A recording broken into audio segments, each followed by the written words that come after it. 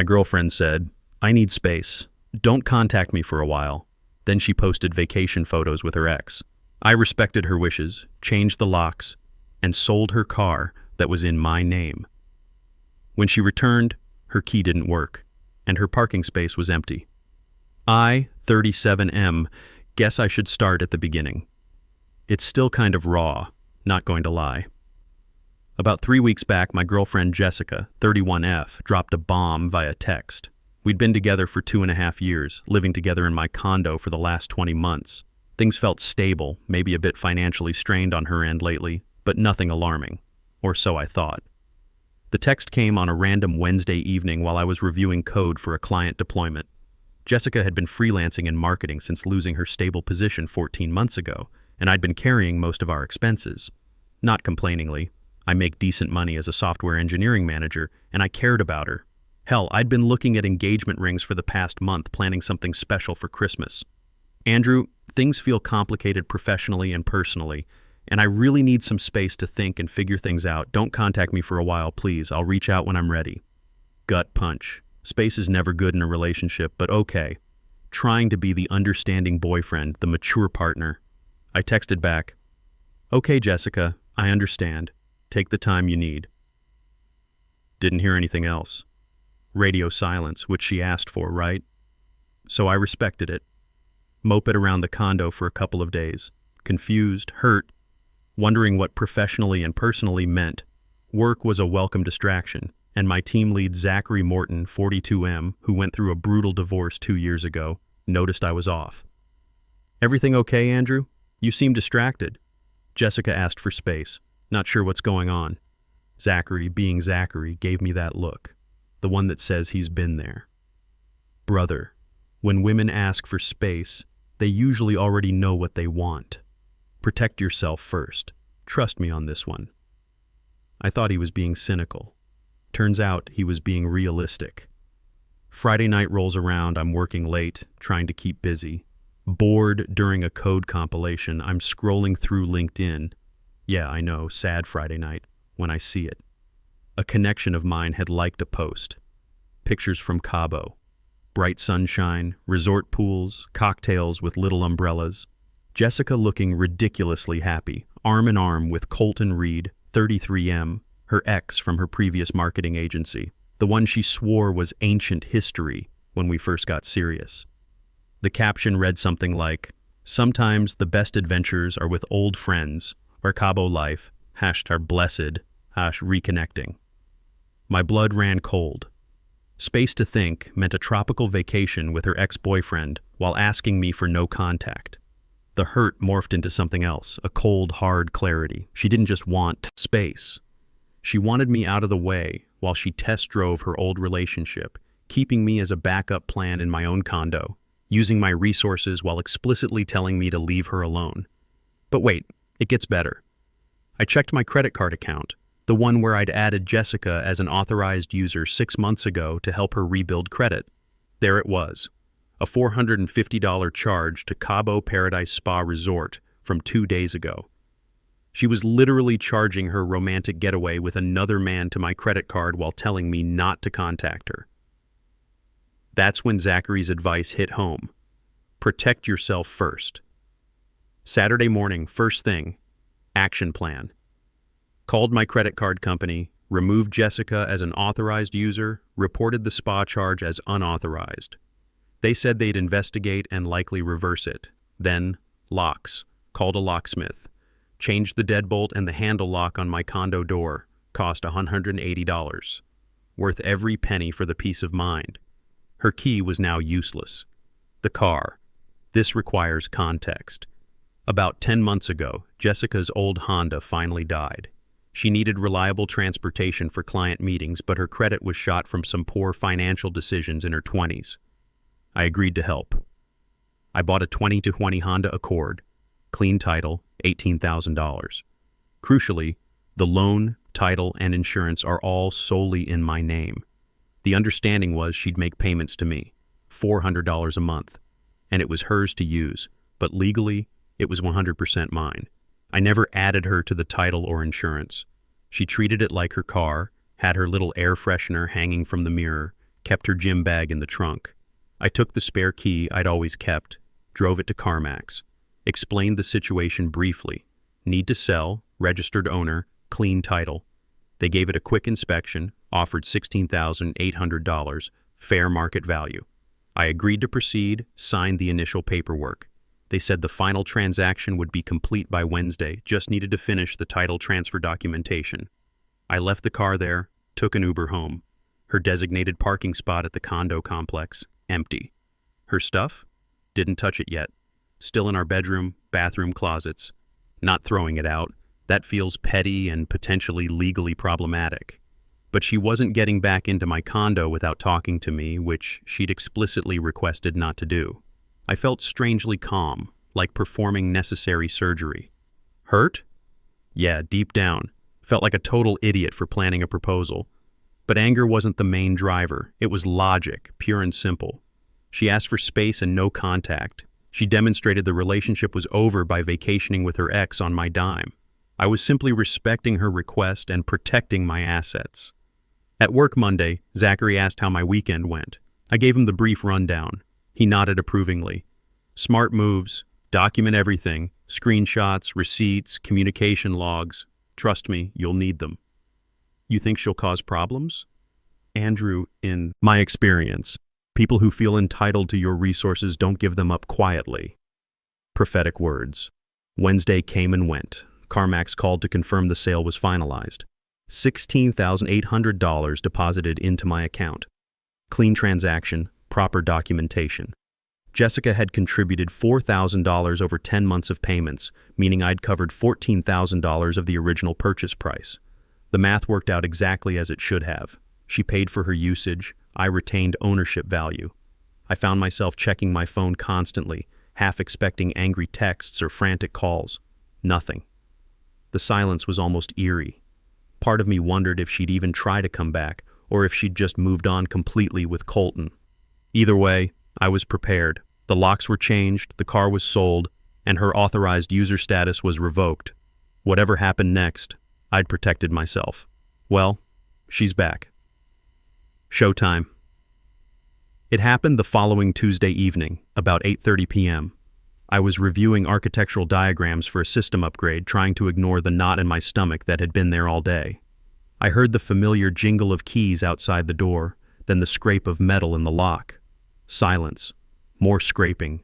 Frantic now, then pounding. Knock, knock, knock. Andrew, what is going on? Open the door. Jessica's voice, annoyed but not panicked yet. I took a deep breath, walked to the door, opened it just a crack, kept the chain on. She was standing there, rolling suitcase beside her, looking tanned and upset. My key isn't working. Did something happen to the lock? No, I changed it. Calm voice, level tone. She blinked. You what? Why would you do that? You asked for space and no contact, Jessica. I gave it to you. Permanently. What are you talking about? I just needed some time to think. You can't just lock me out. I pulled out my phone, showed her the screenshot I'd saved. I saw the vacation photos with Colton. Looks like you figured things out. Her face went from annoyed to furious with a flash of panic. Andrew, that was just a trip. It didn't mean anything. We're friends. I raised an eyebrow. Friends who go on romantic resort getaways while asking their current boyfriend for space and charging spa treatments to his credit card. Got it. The color drained from her face. She'd forgotten about the spa charge. Andrew, don't be ridiculous. Let me in. My stuff is in there. Where's my car? Her eyes darted to the empty parking spot.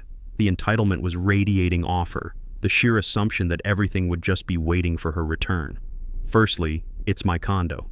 Secondly, it was never your car. It's my car, legally in my name, and I sold it. CarMax gave me $16,800. Her jaw dropped. You're selling it? You can't do that. I paid for that car.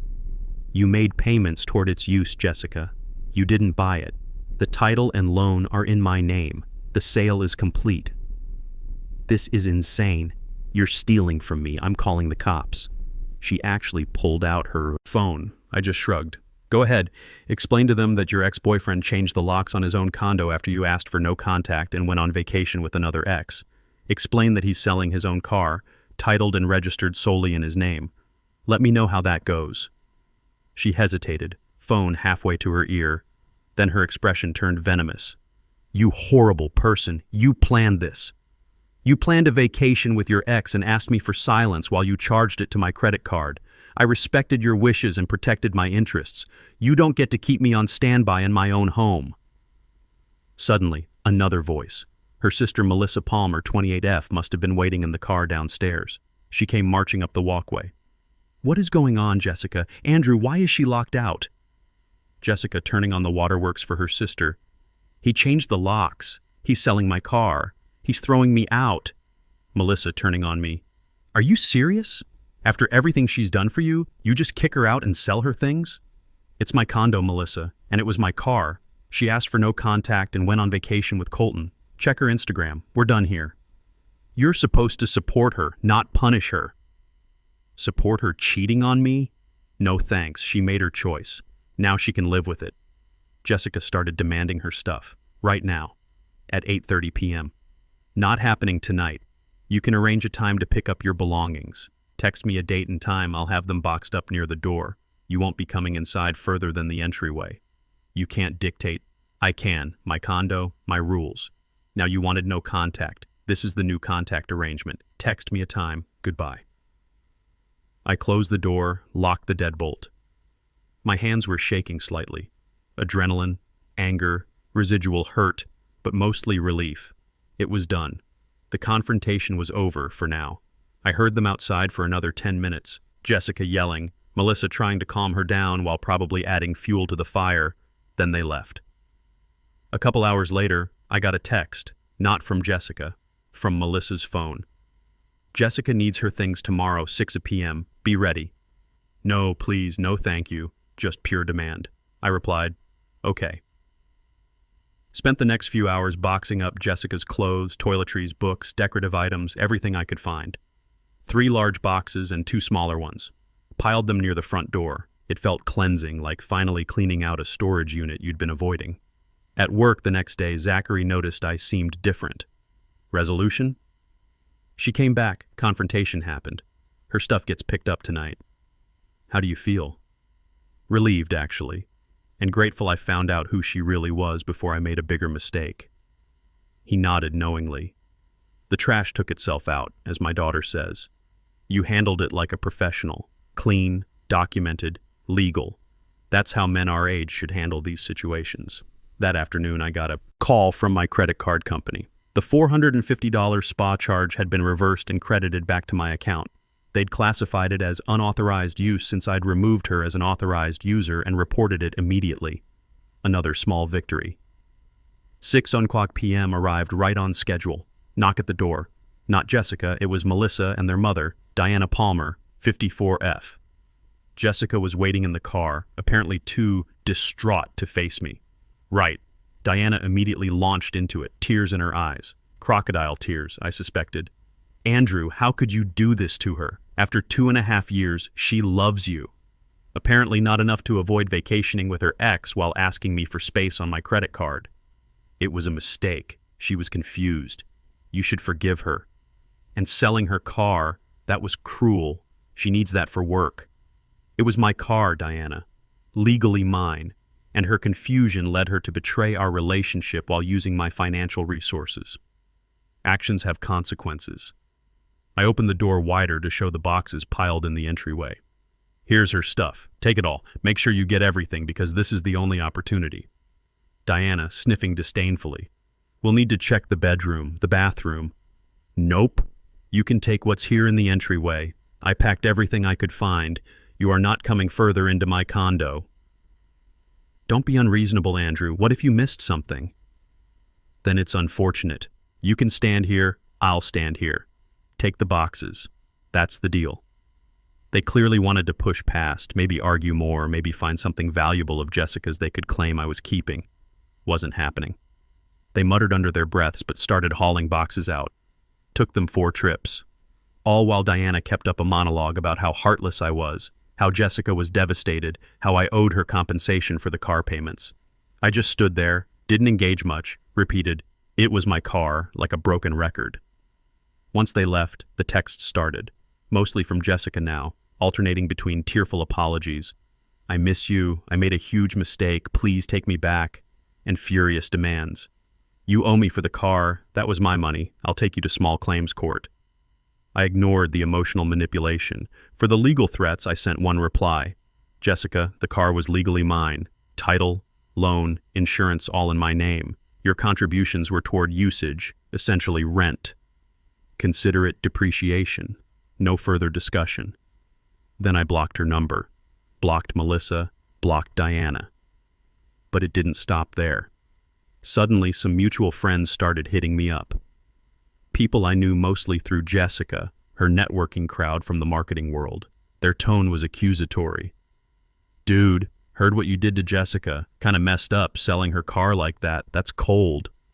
She was clearly spinning a victim narrative, painting me as the villain who randomly kicked her out and stole her car out of spite. Conveniently leaving out the vacation with Colton part, I'm sure. I briefly explained the situation, her text, the ex-vacation, the credit card abuse, the car legally being mine. To a couple of them, I thought might be reasonable. Mixed results. Some got it, some clearly bought her story, whatever. People believe what they want to believe. The interesting split was generational. The younger friends, mid-20s crowd, seemed to think I was being harsh and should have communicated better. The older ones, especially those who'd been through divorces or serious breakups, understood immediately. My colleague Zachary's reaction was perfect. "She fucked around and found out. Good for you." The harassment phase escalated over the next week. First came an anonymous complaint to my condo association about domestic disturbances and loud arguments coming from my unit. Claimed there was shouting and concern about confrontations. My blood ran cold for a second. This felt calculated, like someone trying to get me in trouble with the building management, maybe even affect my residency. Thankfully, I have a decent relationship with the property manager. I calmly explained. My ex-girlfriend, who had been living here but wasn't on the lease, recently moved out after a breakup. There was a brief loud argument outside my door when she discovered I'd changed the locks following her request for no contact and subsequent vacation with another man. Her family was also here briefly for a supervised pickup of her belongings. There have been no disturbances inside my unit, and she no longer resides here.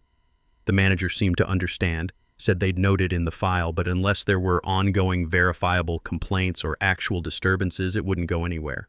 Pretty sure it was Jessica or her family trying to cause problems. Low blow, but not unexpected. Next came what I can only describe as social media stalking. Jessica created new Instagram and Facebook accounts after I'd blocked her main ones. She started liking old posts of mine from months ago, commenting on photos with inside jokes and heart emojis, trying to create the appearance that we were still involved, maybe to confuse mutual friends or make Colton think she wasn't really available. I documented everything, took screenshots, then blocked the new accounts immediately.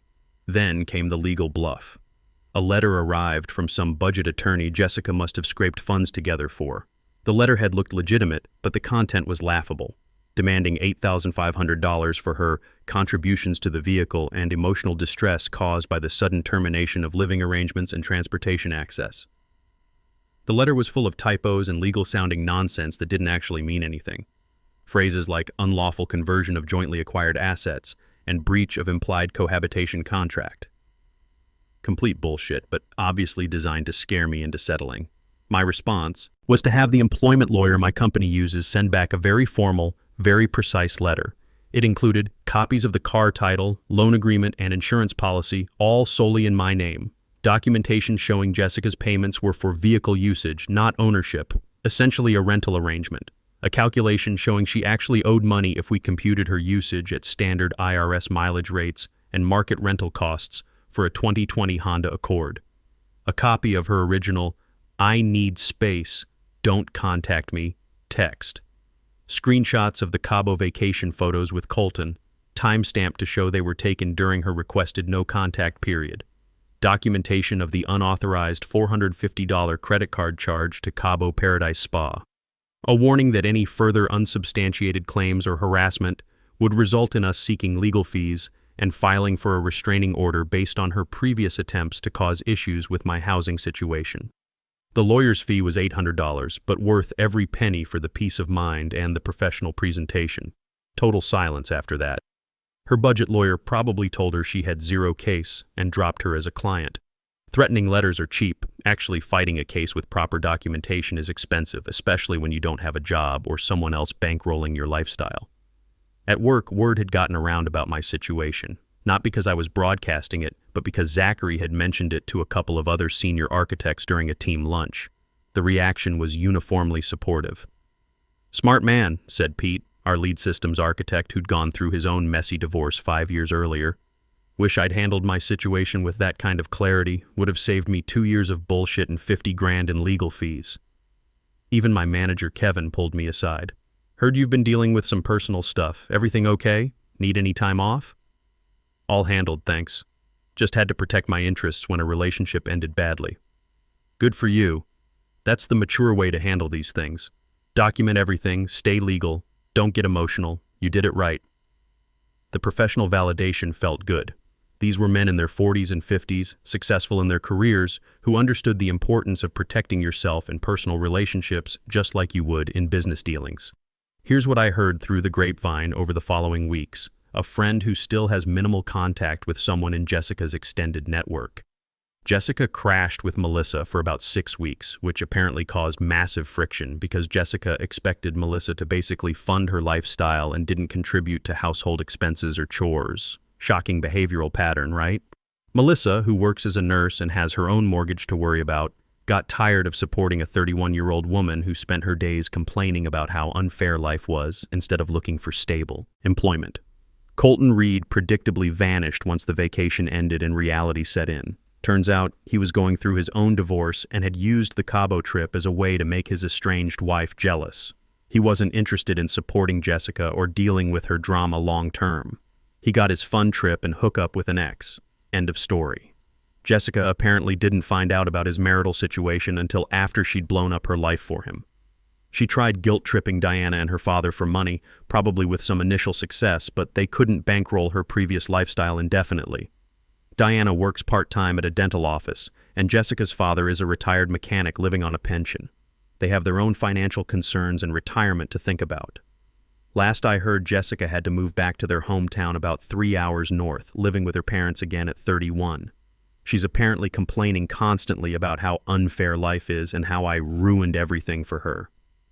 Zero self-awareness. Zero accountability.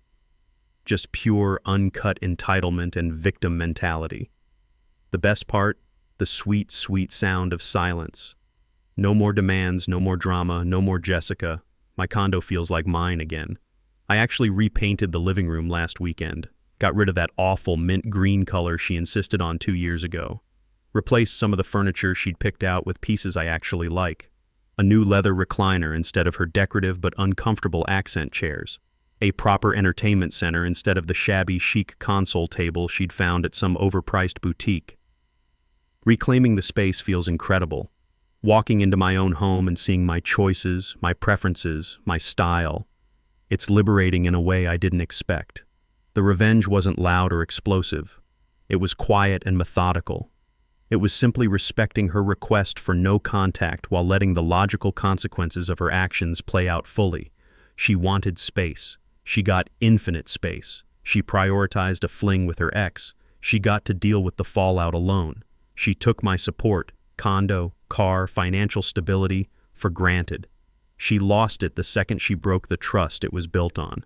Selling the car she thought was hers, the car that was her status symbol while she was literally sunbathing with another man on my credit card?